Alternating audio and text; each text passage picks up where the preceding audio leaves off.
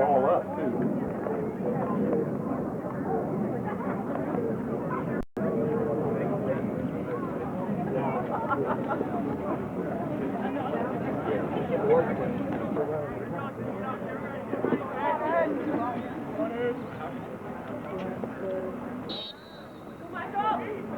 Good job. Good job, Mike. Stay with it, Mike.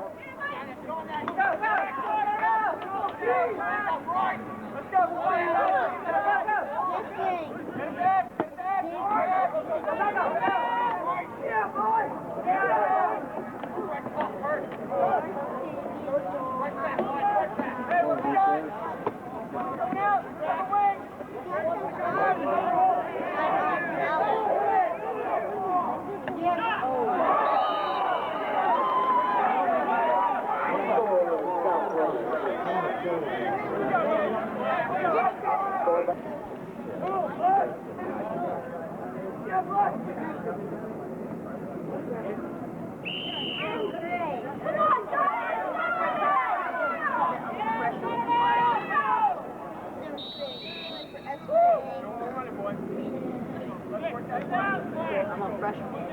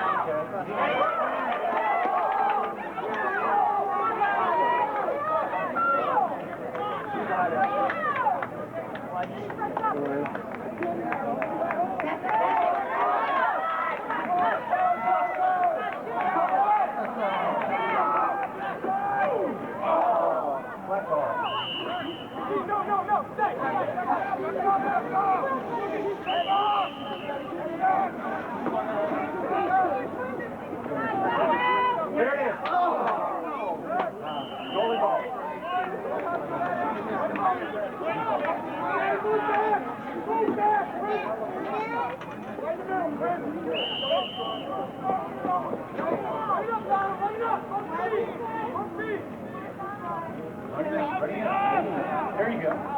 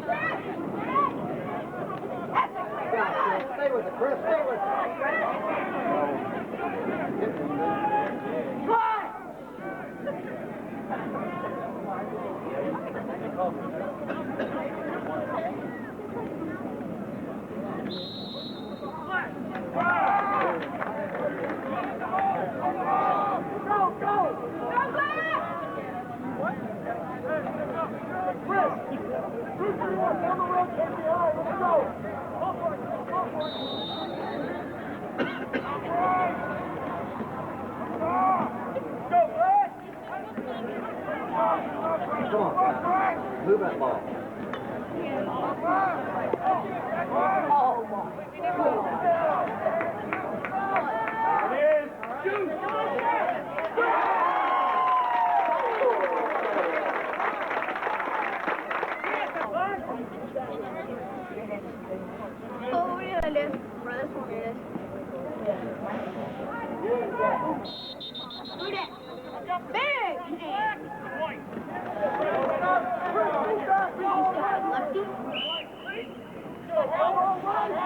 Come on, Chris.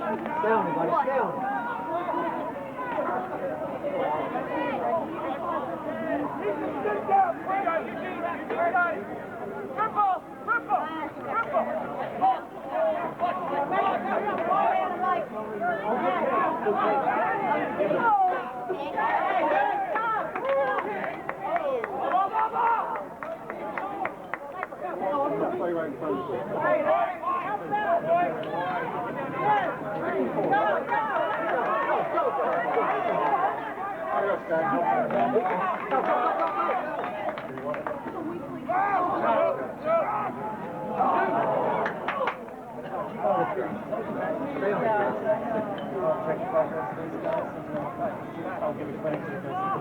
Move that ball down. Oh,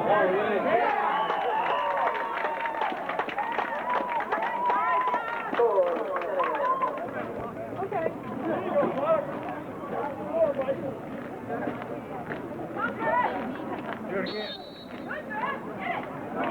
Come on, Chris.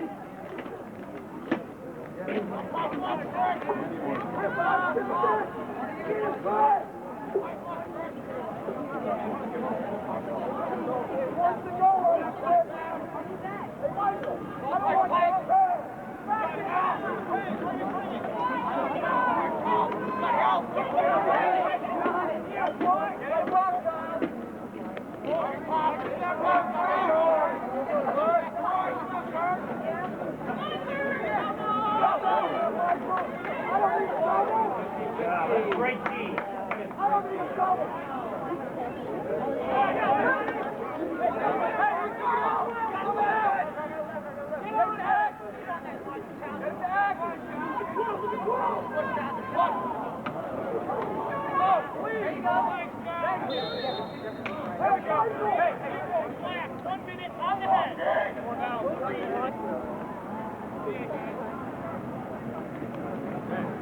Come ready?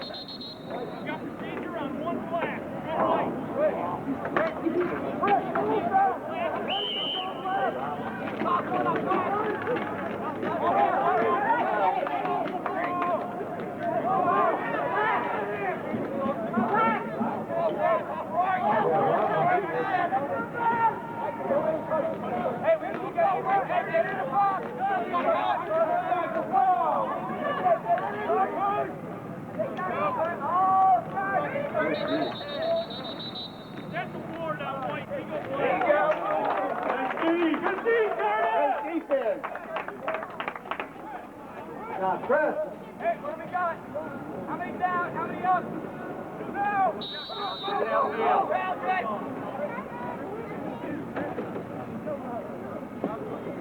Tommy, come on! Centreville, move it!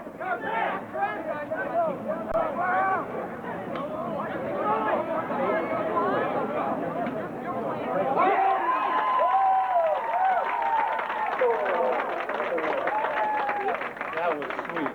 I was going to be all the catch.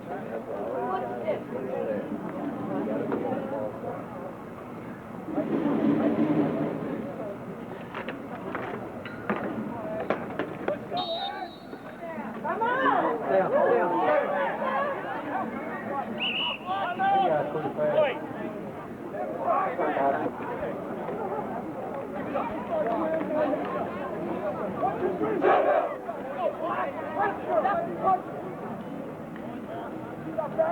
Good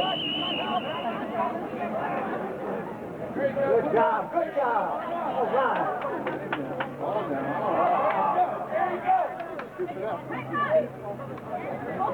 all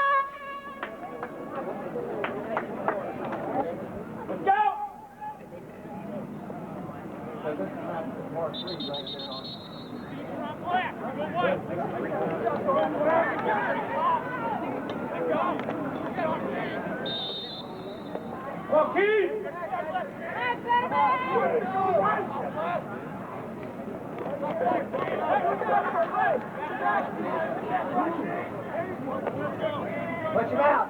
All right, team.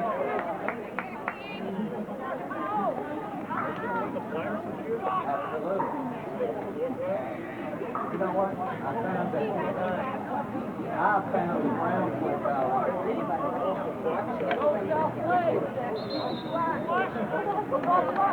Hey, defense is doing great.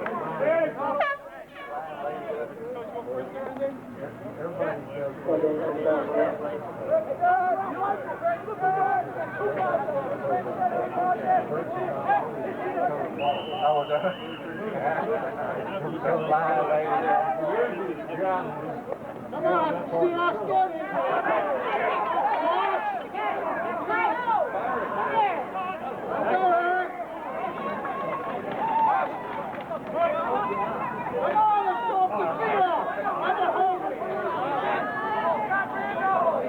Mike. Come around, Mike.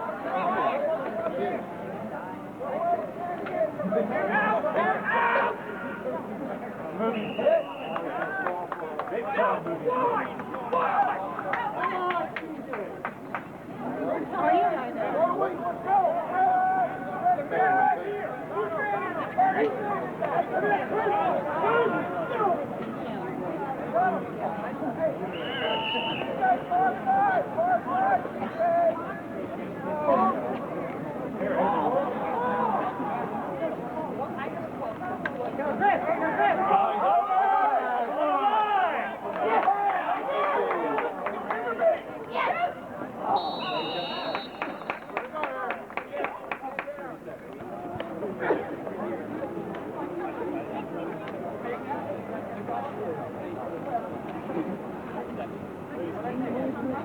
Why did I?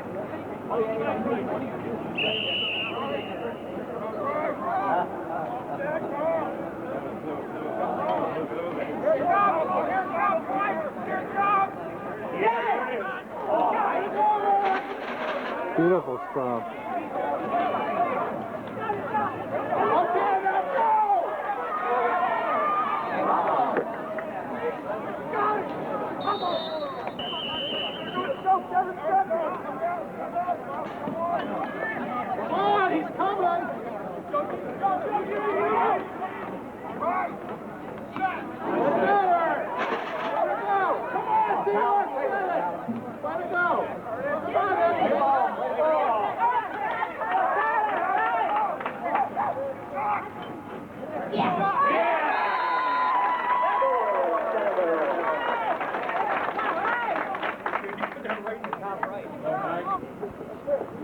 Oh.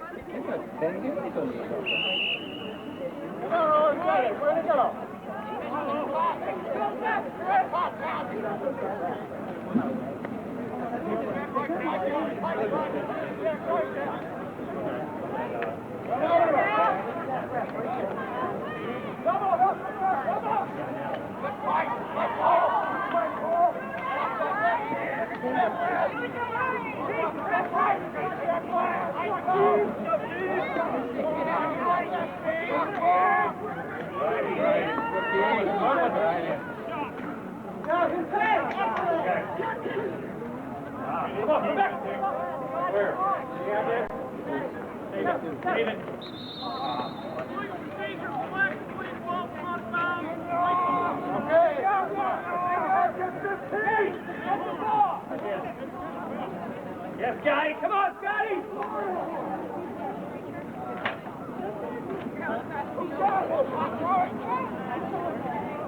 Come on, hang up to the ball.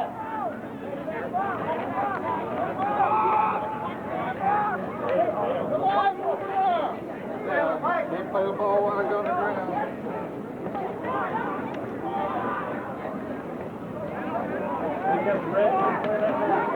There you go.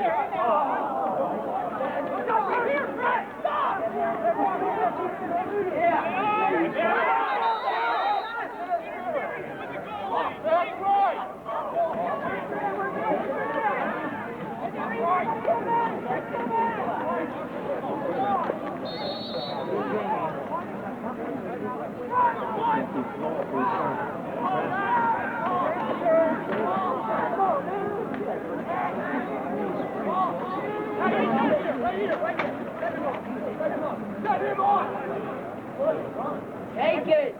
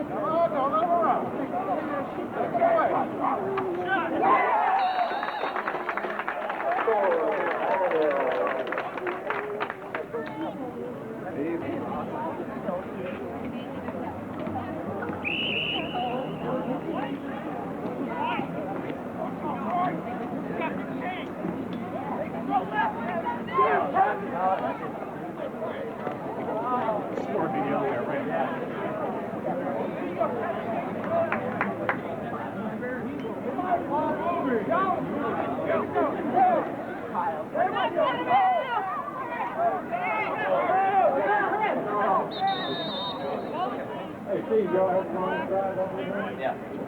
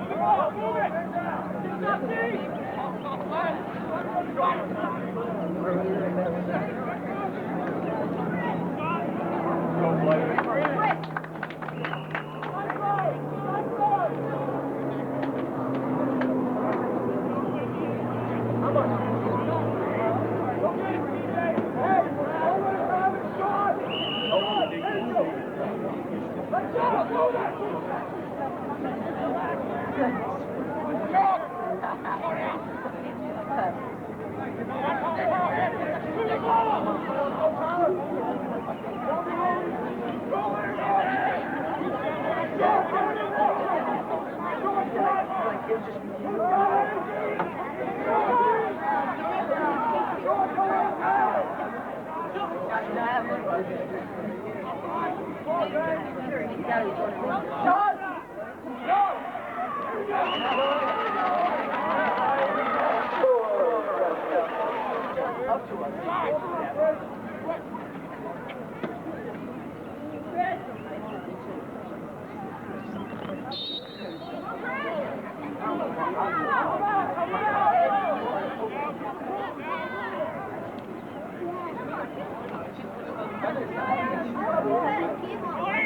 He pushed.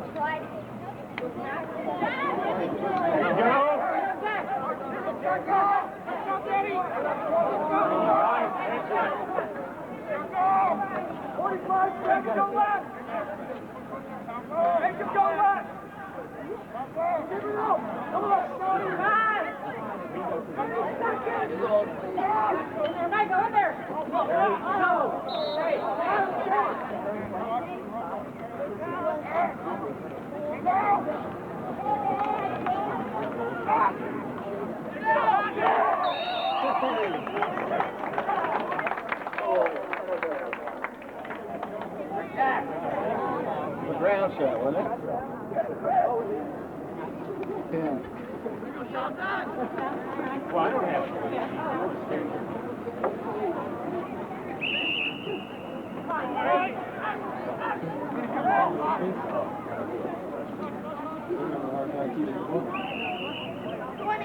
Okay, that's that.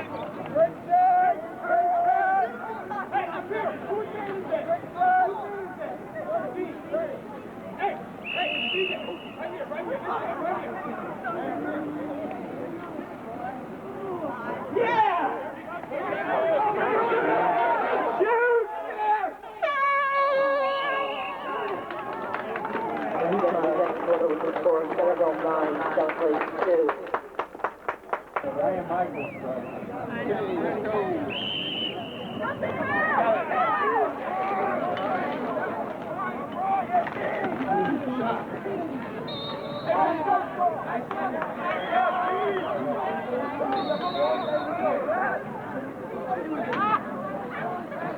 Face off that time.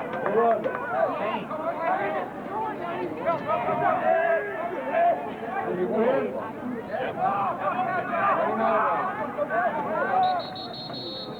My time, white ball.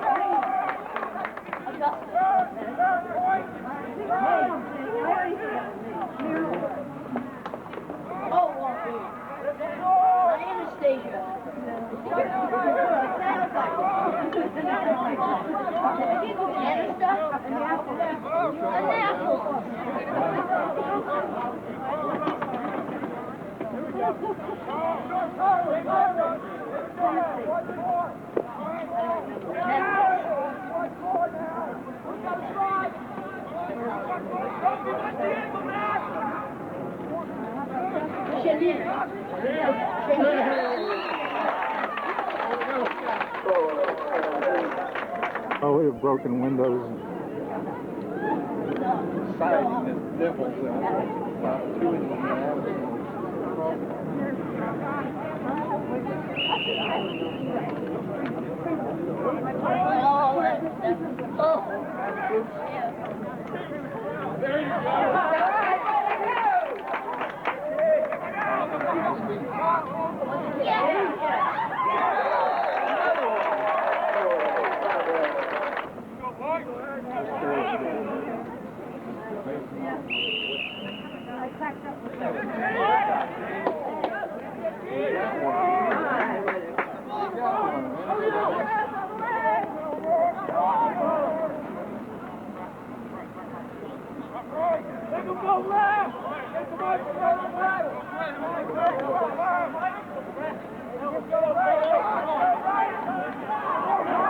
They're shooting hard.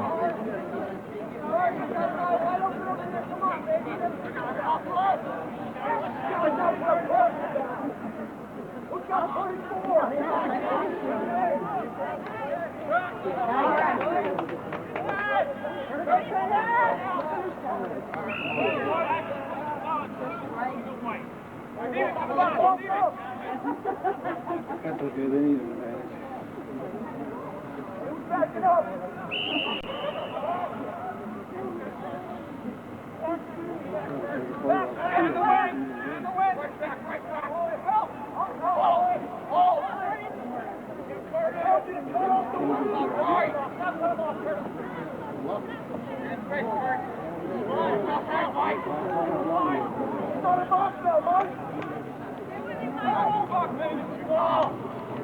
Check, good ball. Yeah, way to go.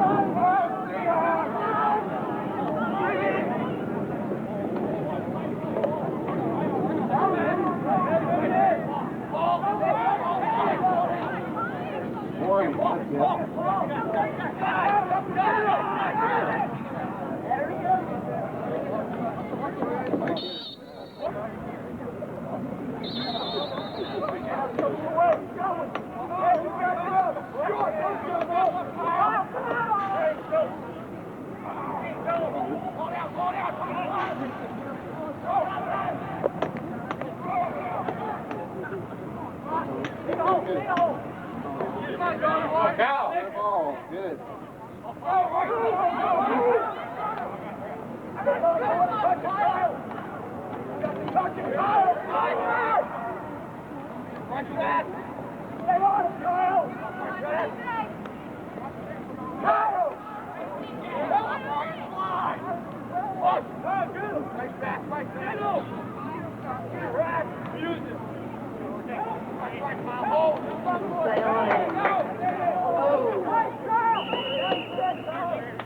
No hold there.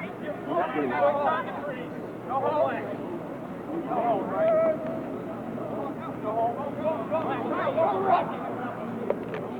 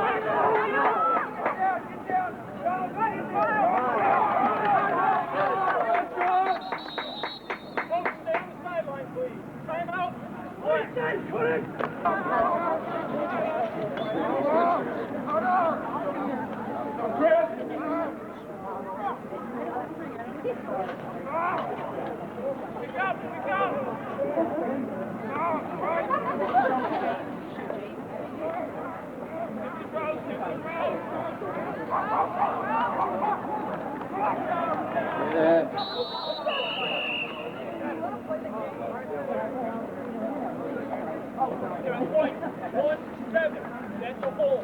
It's on the helmet. It's instructed his progress forward. It's a hole.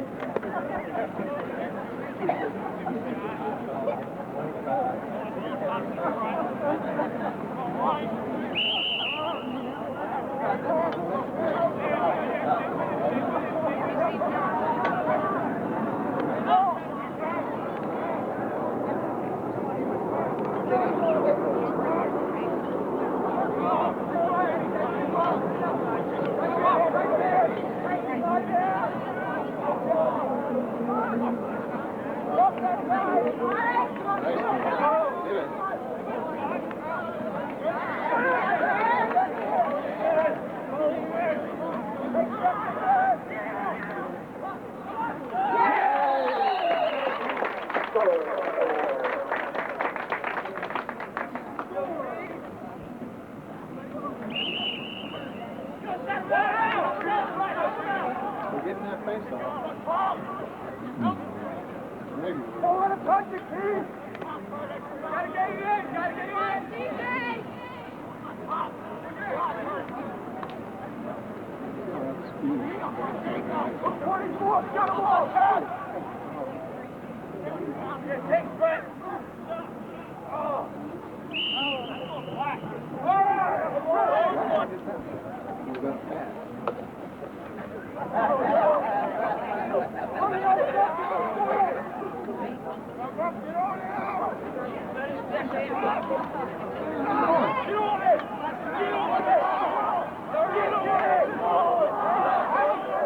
Loose ball push.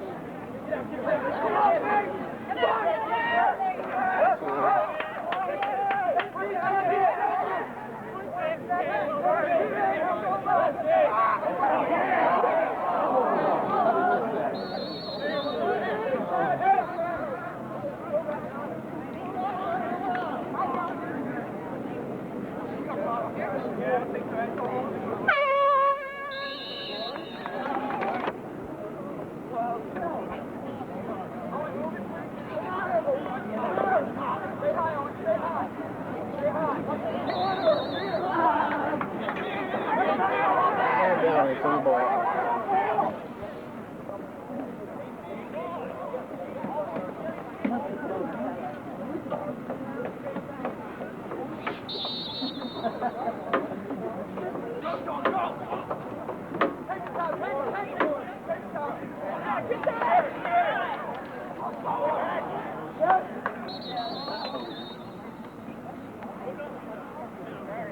I've got 1 minute. Personal foul.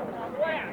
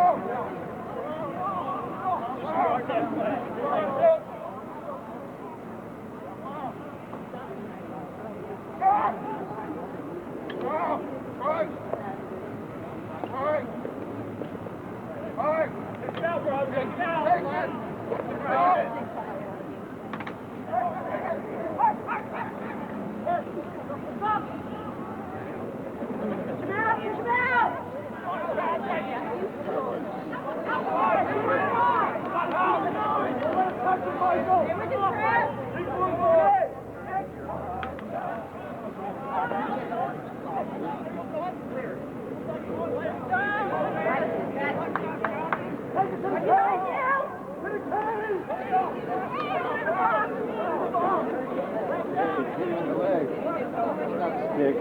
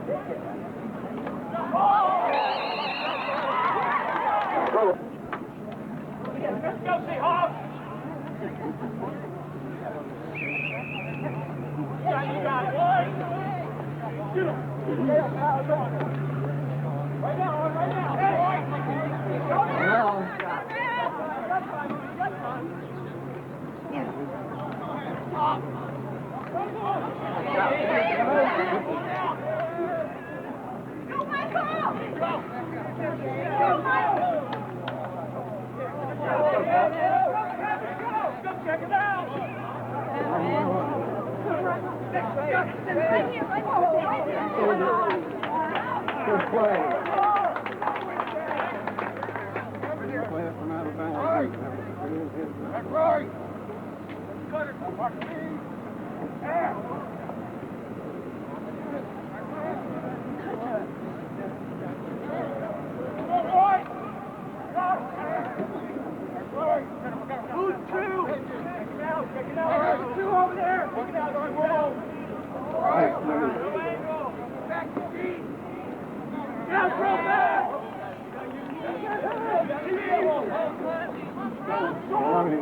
Fast, he's very fast like that.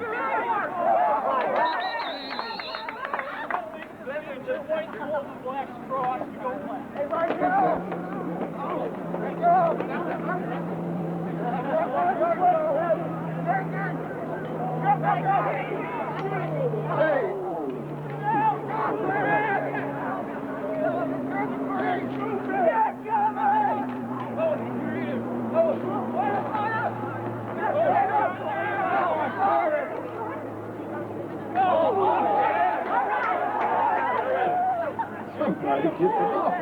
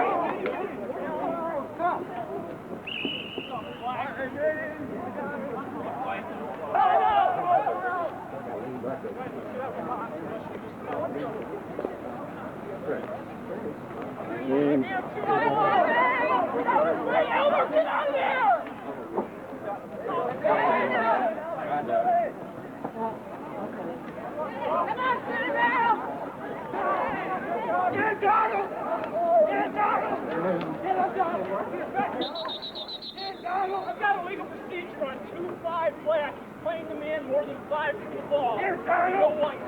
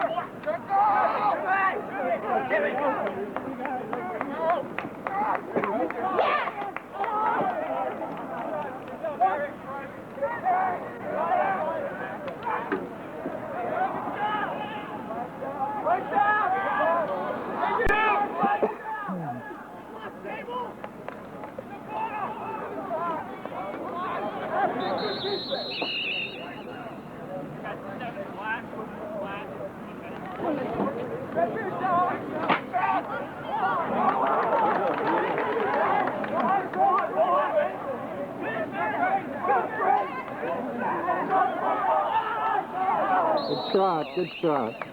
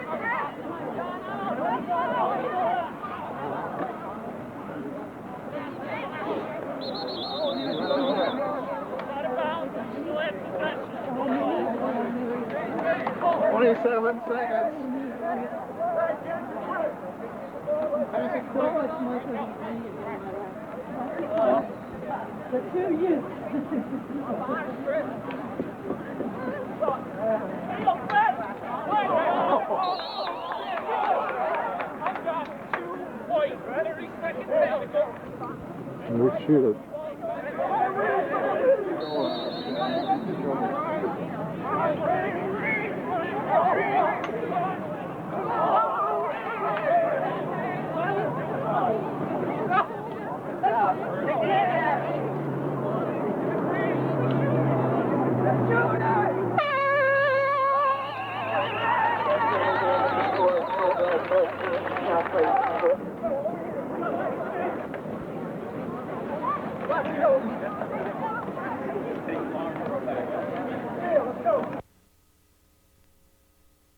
On UMass. Let's get to the highlights.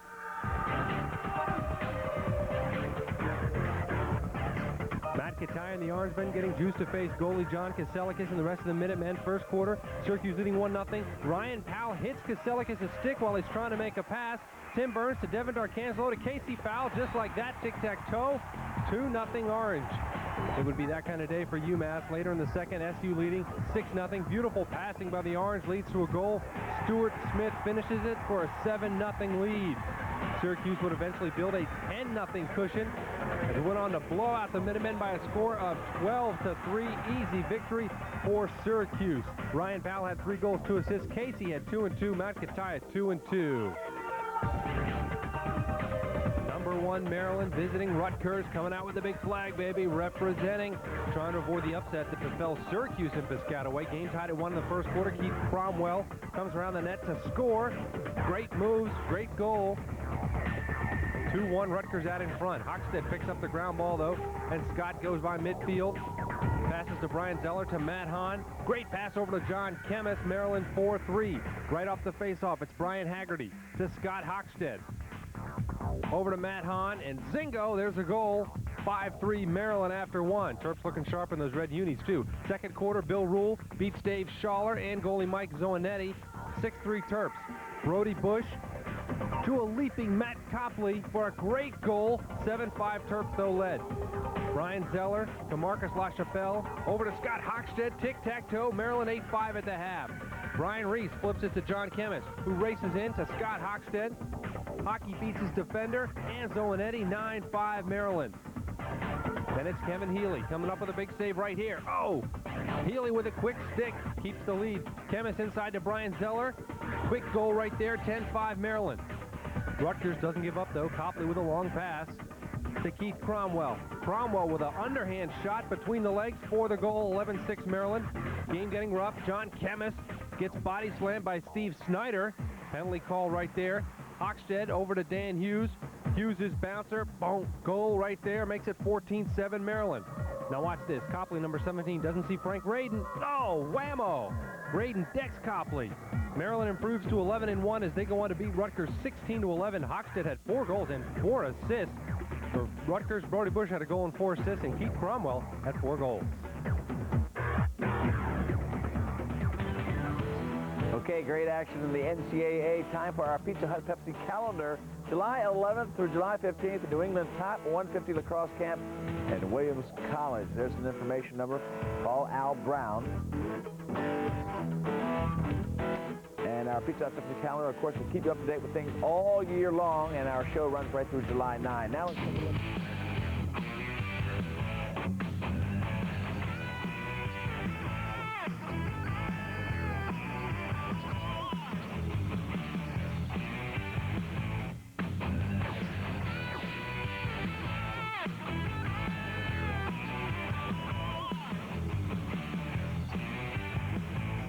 At Toyota and the new 1998 Toyotas. Toyota, every day. Buy Warrior, the exclusive equipment supplier to Team USA for the 1998 World Lacrosse Championship. Buy Bud Light for the great taste that won't fill you up but never lets you down. Make it a Bud Light. Black World and Sports Her Way, the first store exclusively for women lacrosse players only. U.S. Lacrosse and the Sports 2 premier magazines, Lax for Kids and Lacrosse Magazine. And by De Beer Lacrosse Equipment, the exclusive choice of players like Paul Gates. All right, we are getting set for the selection committee's alignment of the playoffs. That's going to be this weekend. Watch out for that. There's a live show coming out of HTS, and you can see it around 4:30 on Sunday. Right now, though, we're going to upstate New York. Nazareth, big name in Division III lacrosse. They won the whole thing last year. They played RIT this weekend. Students were getting rowdy in Rochester, New York, where Nazareth and RIT would slug it out in a great game. We pick up the action in the fourth quarter. Nazareth down 12-10. Ryan McDermott gets past Travis Johnson and beats goalie Adam Platzer to make it 12-11. But RIT would answer with 2 goals in less than a minute. Here, Ben Hunt finds Eric Carlson for the second goal, which put RIT up 14-11. But the Golden Flyers come right back with 2 straight goals of their own. This one by Billy Serino makes it 14-13 with 2:48 remaining. But RIT scored the final goal of the game with 2:03 left as Mark Hagney scored his 7th goal of the game to give the Tigers a shocking 15-13 victory. A great win for the Tigers and head coach Guy Van Arsdale. Well, it's a credit to our kids. Our kids just, we have our backs against the wall a little bit right now in our season, and we needed this game real bad. And we certainly played that way and executed the things that we thought the way we were capable of. And their effort was just supreme, and it was 60 minutes, and I'm awfully proud of those 35 kids. They did a great job today. The final score, 15-13. For the Tigers, Hagney had 7 goals, and Hunt added 1 goal and 4 assists. And for the Golden Flyers, Serino had 3 goals and 3 assists. Mount St. Joseph's guys getting a little pep talk from their head coach about what to expect from Calvert Hall. Calvert Hall in the red. Mount St. Joseph gets on the board here. Eddie Murdoch to Devin Spilker, who gets crunched but gets a quick wrist goal. Mount St. Joseph's on the board. Calvert Hall would come right back, though. John Ritchie gets the ball to Matt Ulrich, who shoots quickly and scores. A little shoving and pushing going on. It takes place at all levels of lacrosse. Calvert Hall once again. Brett Wagner with a rocket ship. Partially stopped, but it does get in the net. Yes, it's in there for the goal. And Calvert Hall goes on to beat Mount St. Joseph's 12-8. Wagner had 5 goals and an assist. Ritchie had a goal and 3 assists. And for Mount St. Joe's, Devin Spilker 2 goals and an assist.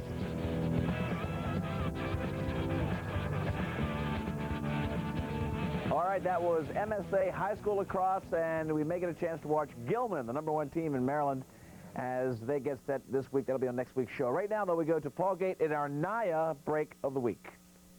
Well, it's a great feeling being involved with a group like Special Olympics Maryland because, you know, lacrosse, you know, is a sport where everyone tends to give back, you know, after they finish their college days.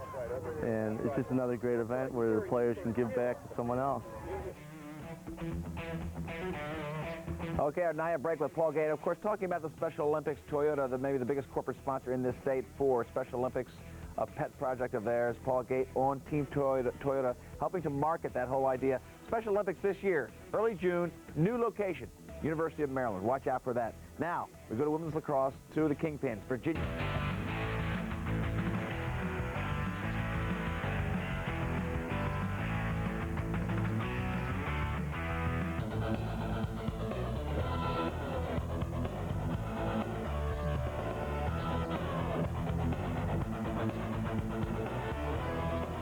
Everyone, Leif Ellsworth back with Toyota Lacrosse Weekly. We're going to stay with women's lacrosse, go to Princeton and Dartmouth.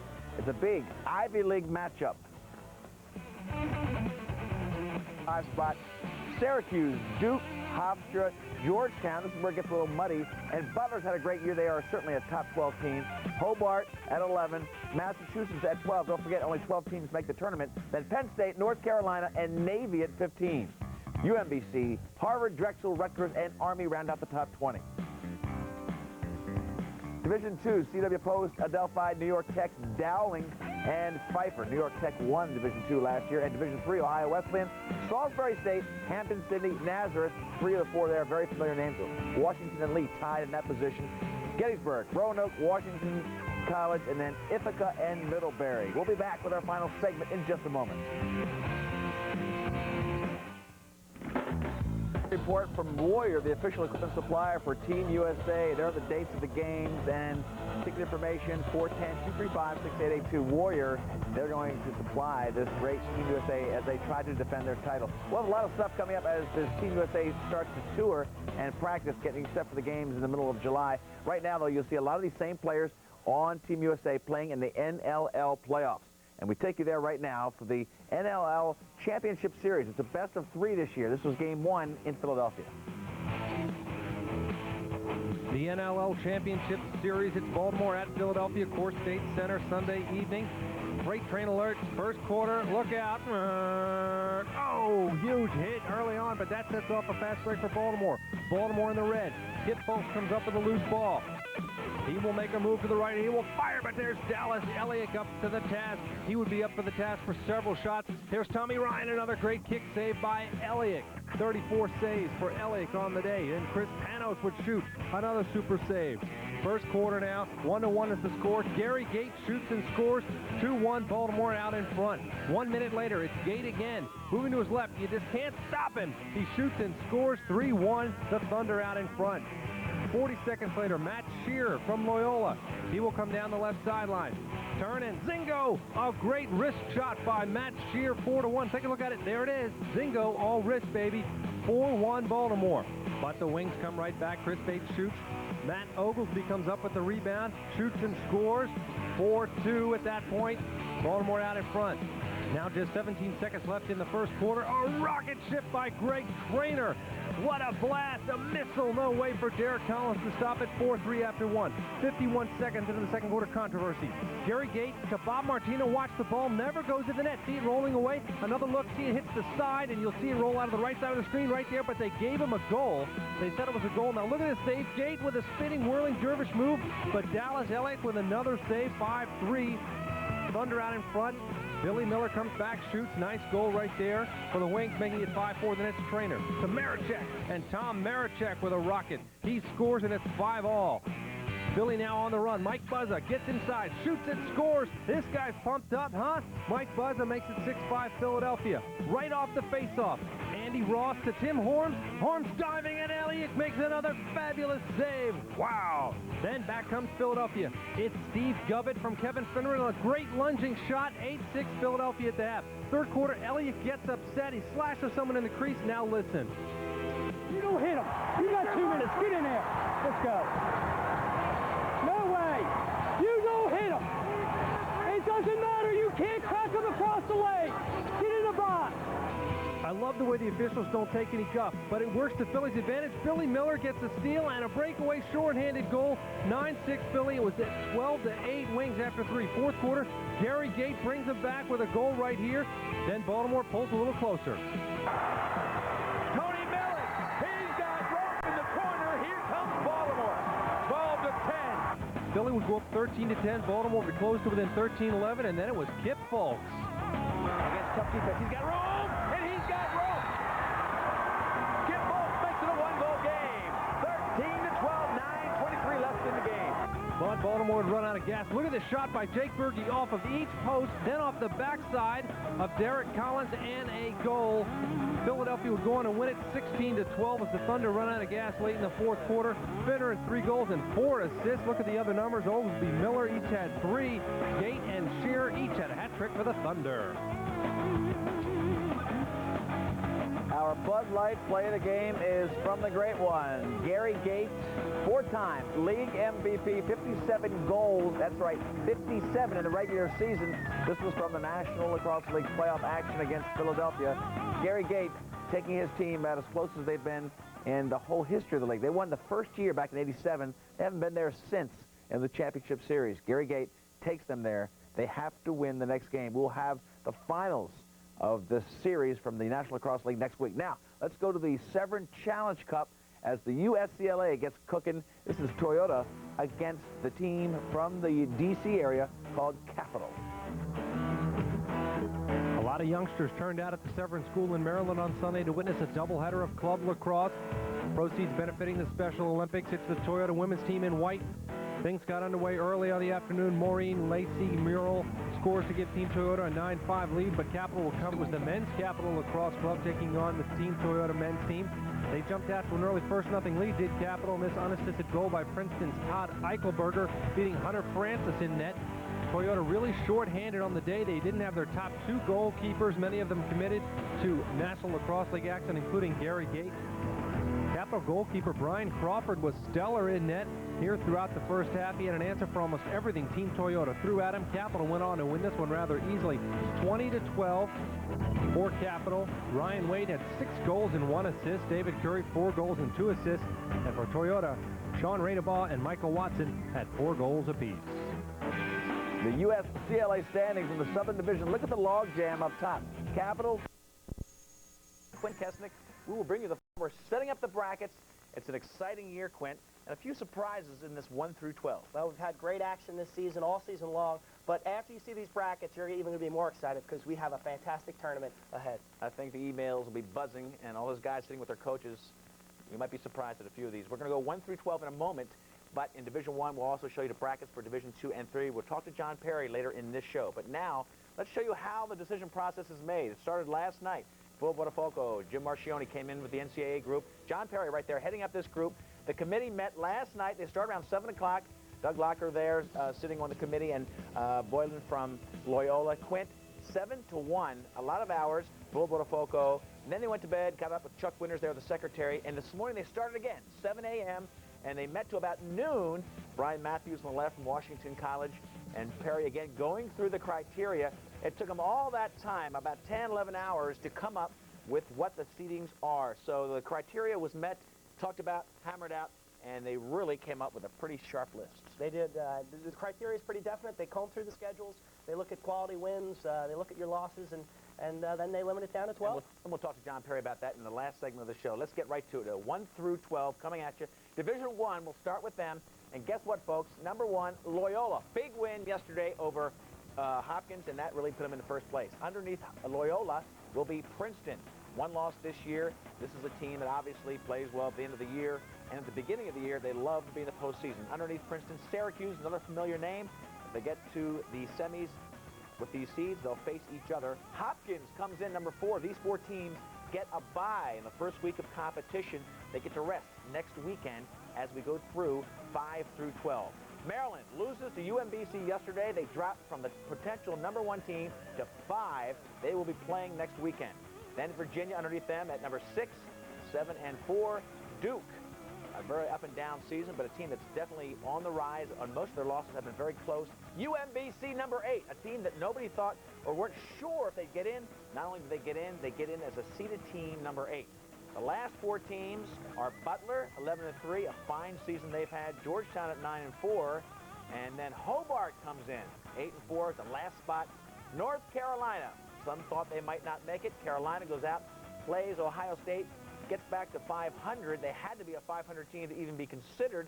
And this team had a lot of close losses. They'll be tough to beat. They did. They had some tough losses. 7 losses, but all to teams in the tournament field. We've got 4 new faces in the tournament this year. UMBC, Hobart, Butler, and North Carolina. They're in after being left out last year. All right, Quint, we'll talk about the brackets in Division 1 a little bit later, next segment. But right now, the brackets for Division 2 and 3. We'll show you how those teams match up. We'll go to Division 2 first. Adelphi, 11-3, will take on CW Post. This is for all the marbles at Rutgers, Sunday, May 24th, 4 o'clock.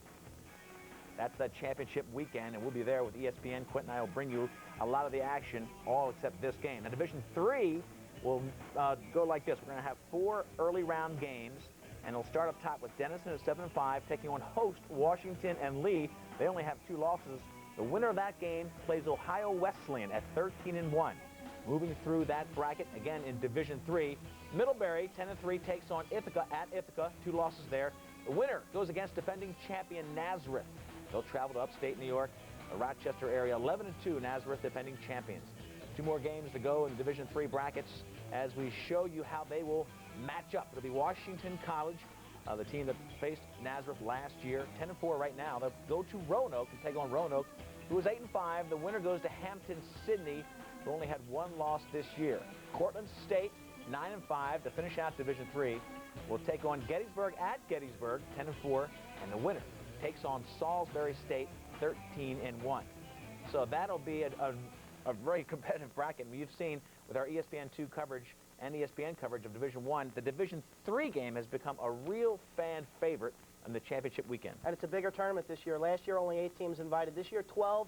Lacrosse continuing to grow nationwide, and it's great now that 4 extra teams get to compete for the Division 3 championship. When Quint and I come back, we'll take a look at the brackets for Division 1, show you a little bit of highlight footage from them. Later in the show, we'll talk to John Perry, talk about the criteria for selection, give you guys at Maryland a chance to get a soda and catch your breath a little bit. Come on back with more of our selection show. Stay with us. Brackets for Division 1 men's lacrosse, and show you how they match up. And it starts next weekend, by the way, for all you folks that weren't 1 through 4. So let's start, Quint, with the games will be played at Hopkins. Now, these are Sunday, May 10th games. UMBC goes against Georgetown. Let's take a look at UMBC first. Again, seeded 8th. What a great year for them. UMBC, they finished 9-4 on the season. They beat Georgetown during the regular season. The reason they're in the playoffs, though, is they beat Maryland 12-8 yesterday. They've won 9 out of their last 11. They're led by Chris Turner, 4.5 points per game, Dan Marole, and Jeff Radcliffe. Just a great attack unit for UMBC. And Don Zimmerman, after making the tournament 7 straight years at Hopkins, makes it at UMBC. And this is Georgetown. They lost to UMBC earlier this season. Coach Dave Urich, they finished 9-4. They're led by Greg McCavra, 5.2 points per game. They're an attack-oriented team also. They beat Butler and Hobart, and that is why they are in the NCAA tournament. And the winner of that game gets to face the #1 seed, a team that really looks balanced and strong, Loyola Greyhounds. And they are on fire right now. They've won 11 straight games. Dave Cottle has them at 12-1. Their offense unit, I think, the top 6, they're just tremendous. That's Tim O'Shea right there. Mark Fry at the midfield can score. Georgialis, Batista, Schindler, and Viscarando. But I think the key for Loyola is going to be their defense, and Jimmy Brown, their goaltender. He saved about 61% on the season. If he can play big, this Loyola team can score, and they can control the ball. So they're a dangerous, dangerous team. Okay, well, that game will be 45 minutes after the first game. It'll be at Hopkins Sunday, May 10th. On the phone with us right now, one of the legends that'll be coaching there, Urich, one of the legends, against Don Zimmerman. Don, you're on the phone right now. You've got to be ecstatic. You've been there before. The last time you won in 1987, Division I championship, it was at Rutgers. Maybe you can get that far this year, but you, I'm sure, are glad just to be in. Well, we're real happy, you know. We're Urich's team. Sunday, May 10th. That'll be the second game. The first game, Q, Maryland, disappointed. They could have been a #1 team. They go in flat, lose to a good UMBC team that wanted to play hard. This team will face Butler. Butler will have their hands full. That's right. Maryland, great season, though. They made the national championship 1995 and 97. They came up short. They're led by their goalie, Kevin Healy, 66%. But the attack, that's the story. Hockstead, Hahn, and Whipple, those guys can really score. Here's Haggerty winning a face-off, and they have Brian Reese at the defensive midfield. This is a team with a lot of playoff experience, and they get to play Butler in the first round. And take a look at Butler. The first year they've made the tournament. Congratulations to Coach John Hind and that entire program. Only in their 6th year, Corey Cahoon at 6'2", 190, a definite scoring threat. And Darcy Sweet from Canada, certainly one of the best attackmen in the country. And Kevin Deliri in goal. Butler is legit. Butler started off the season by beating a shocking Carolina, I should say, and has really been consistent throughout. The winner of this game will face Hopkins. That's right. Hopkins was playing so well until yesterday when they lost to Loyola, but they had a great season, 10-3. They're led by Dylan Schlott, about 47 goals in the season. Midfielder A.J. Hogan, and this is Andrew Godfrey right here, feeding inside to Dave Marks. They have a lot of offensive talent. I think they'll use that Loyola game that lost yesterday as a springboard, as a wake-up call in their search for an elusive national championship. All right, those two games will be at Hopkins. Those are Sunday, May 10th games. You'll start with the Butler, Maryland. 45 minutes after that, UMBC, Georgetown. When we come back, we will continue with the bracket schedule in our last segment, right before we talk to John Perry, and go through the criteria for selecting these brackets. And I'll tell you, the 1 through 12, if we had the phone lines open, I'm sure we'd get a lot of calls. Now, let's go through that bottom bracket, Q. We'll go to, this time, the site will be UMass. And this game is played on Saturday, May 9th. So these are really the games that will start the whole championship series going. And this is Virginia against Hobart. Winner, of course, playing Syracuse. But UVA, up and down. They've had some big wins. They've had some pretty bad losses. They have, but I think they're playing good ball right now. Remember, this is a team that made the 94 finals. 95, they made the Final Four. 96, they made the finals. They're led by Tucker Radebaugh at the attack. Dave Wren and Drew McKnight's got a shoulder injury, so his health and his situation, getting him back in the lineup, very important for Virginia. Question marks, certainly the defense and the goaltending. If Chris Sanderson can play, they're going to be tough. Take a look at Hobart. B.J. O'Hara, congratulations. First time in the Division I tournament. They finished 8-4. They're led by Nathan Roos and Jason Olette. Their goalie, Fred Polakowski, 63%, a huge goalie, 6 foot, 240 pounds. Well, now these teams will battle it out, and of course the winner gets to take on the running, gunning Syracuse Orangemen, who love to play in May. That's right. They're looking for their 16th straight Final Four. Coach Simmons Jr., they have them running and gunning. They're 10-2, and you've got to stop Casey Powell, 5.9 points per game, and then you have to stop Ryan, 5 points per game. And if you stop those two guys, then you got to deal with Matt Kataya right there at the midfield. So certainly Syracuse, no stranger to the Final Four, and no stranger to scoring goals. One of the best offensive teams in the country. I look for them to control the ball a little more in the playoffs, kill some clock, keep the ball out of their defensive end, and really protect, using their offense to protect their defense. Well, the Virginia-Hobart game is going to be the second game on the first day of these championships, the series, which starts Saturday, May 9th. The location here is UMass. Now we go to the second game. This will be the noon game, rather. I mean the first game. UMass will have Virginia Hobart 45 minutes after this game. And this is Duke, North Carolina. Now, North Carolina was 7-7. They got that 500 record. They get into the tournament, and they play a pretty familiar team, and I bet you they feel comfortable about this. Oh, what a great game that's going to be. Duke, just a hats off to Mike Pressler, the defensive job they've done. They graduated 5 starters, yet they had the #1 scoring defense in the NCAA. They're only giving up 7 goals per game. They're led by John Fay on the offense, 4.8 points per game, and Jared Frood, the tall midfielder, has just stung the back of the net consistently. Their goalie, Craig Seifer, 61%. So Duke, certainly no stranger to competitive lacrosse. This is North Carolina at 7-7. They get in the tournament. They're 7 losses, very competitive losses. They're playing better lacrosse right now than they have all season. They're led by Brett Cohart and Justin Bowman, and Coach Klarman gets North Carolina into the tournament after watching from the stands last season. And of course, Carolina's big win was against Loyola, and that single win probably was as responsible as anything, is getting him into this tournament. Duke, Carolina, the winner goes on to play maybe the toughest team in the 90s, Princeton. That's right. They've won 4 national championships, including 2 in a row. Coach Bill Tierney, the #2 seed this year. They're led by their attack, Massey, Hess, and Hubbard. They're all healthy right now. Hess, the quarterback, Hubbard, the finisher, Massey, the slasher. You got Josh Sims to contend with at the midfield, and Lauren Smith. But defense, that's always been the name of the game for Princeton. Look for them to play excellent defense in the playoffs, and look for them also to control the ball. In playoff games, Princeton, they win faceoffs, they make saves, and they really grind out the W's. Well, Quint, when you look at the second round matchups, you're going to have Princeton taking on the winner of Duke, North Carolina, and Syracuse playing either Virginia or Hobart. I like the chances for both those teams. That's good matchups. Virginia, as good as they've been over the last 3 years, has had really a tough time beating Syracuse. Well, they lost to Syracuse during the regular season, a game they should have won, a game they had a lead late. I think we're looking at a high-scoring game. That game was up in the upper teens, so it'll be a lot of goal scoring, and really look for the goaltenders. 2 goaltenders who need to step up in playoff games. The real battle here looks to be Hopkins against potentially Maryland. That was a tough game during the regular season, and that could be a matchup in round 2. Oh, that's going to be a great game also. If you look back, 1996, Maryland, as a higher seed, had to go down to Hopkins to play a lower-seeded Hopkins. Hopkins pulled off the upset. Could be the same scenario this year. Hopkins beat Maryland regular season, but they have to go to College Park now to play the lower-seeded Terps. Second weekend will be Syracuse and Princeton playing at Maryland, and then the other teams, Maryland and or Loyola, I should say, and Hopkins playing at Maryland. Do I have that right? Loyola? I don't know. Now, Division I final, that'll be on Long Island Sports Network at 7:30, Sunday the 24th. That's Division II, rather. And Division III, that final, Quentin and I will do that on ESPN2. We delay that broadcast to 4 p.m. on Monday, May 25th. Hard to read the CG there, but I think you got the gist of that. And we are back on set with